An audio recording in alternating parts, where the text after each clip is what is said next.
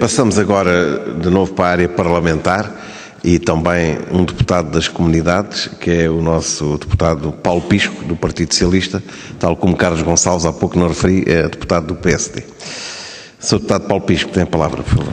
Muito obrigado, Sr. Presidente. Queria começar por saudar a Comissão por esta iniciativa, também todos os presentes, pelas suas intervenções, e começar por dizer uma coisa. O título deste debate aqui, deste colóquio, é o Serviço Público de Comunicação Social de Portugal para o Mundo. E nós podíamos também pôr do mundo para Portugal, e esta dicotomia foi também aqui colocada pelo Conselheiro das Comunidades, Luís Santos Jorge, na medida em que há, de facto, uma diferença na forma como esta questão do Serviço Público de Comunicação Social é visto cá e lá. E isto revela uma grande dificuldade que existe em encontrar um caminho.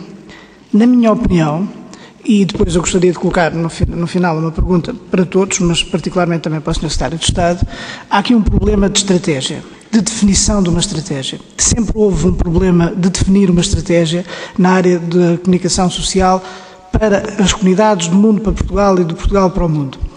E isso revela não só uma dificuldade que existe em encontrar-se este caminho, mas pior do que isso, revela aquilo que, na minha opinião, tem sido uma desatenção relativamente à importância que têm as comunidades.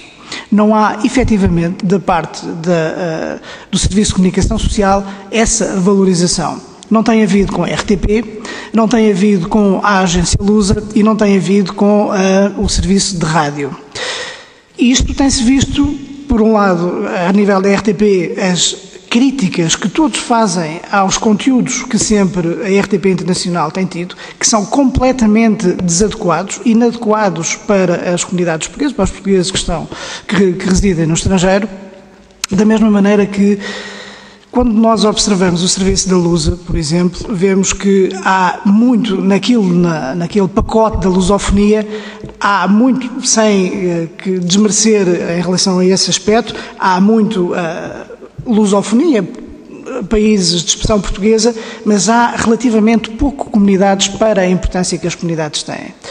E a nível da rádio já foram aqui também referidas várias questões e, designadamente, um sinal também dessa desvalorização é a questão relacionada com a suspensão das emissões em onda curta. Aqui a questão que eu gostaria de deixar é a seguinte. Eu acho que era importante que se definisse uma estratégia, que se pensasse uma estratégia e não que cada um dos atores na comunicação social, do Serviço Público de Comunicação Social, neste domínio, estivesse separado. A RTP Internacional, a Lusa, também a Rádio, e houvesse esta integração, que houvesse uma estratégia própria, porque a autonomia editorial, a autonomia financeira, administrativa de todos estes órgãos está limitada porque está subjugada a outros interesses gerais de cada um desses órgãos.